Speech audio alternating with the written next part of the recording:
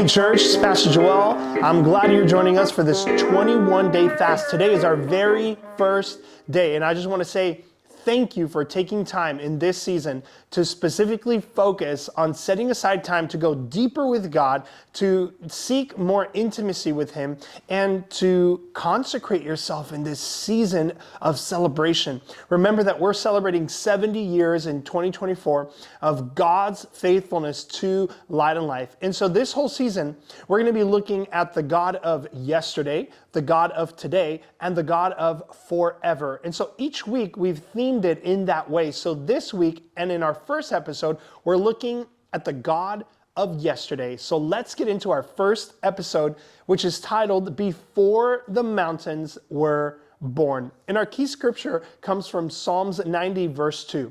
But before I read it for us, let me ask you this. What is the most beautiful mountain that you've ever seen or been on?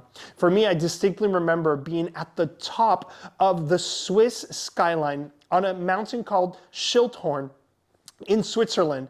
And there's this restaurant up there that you can see a 360 view of this incredible place. It's 9,700 feet above sea level, and it is just one of the most beautiful mountain skylines that I've ever seen in my life.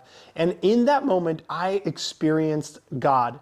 Well, listen to what Psalms 90 verse 2 says.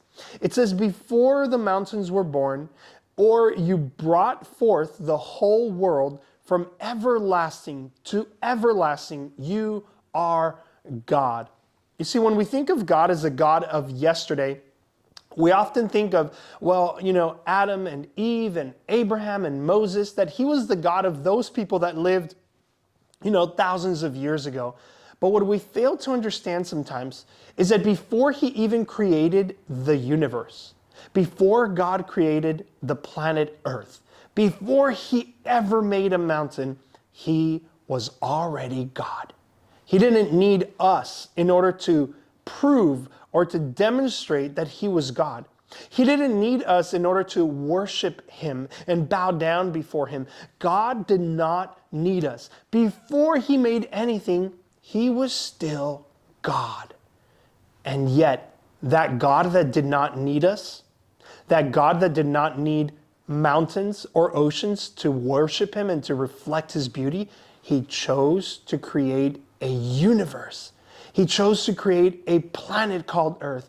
And then he chose to create humans. And then he chose to create you and me. And he knit us together in our mother's womb. Friends, if this doesn't communicate much to you, guess what? It communicates the reality that we have a God of yesterday that loves you incredibly and deeply. The God who made things that are bigger than our minds could ever comprehend, than our feet could ever truly climb, than our hands could ever grasp. And that same God loved you so much that he made you. But not only that, who redeemed you through his son, Jesus Christ, when we fell into sin. Friends, we serve an incredible, huge God of yesterday. The God that before history began already existed.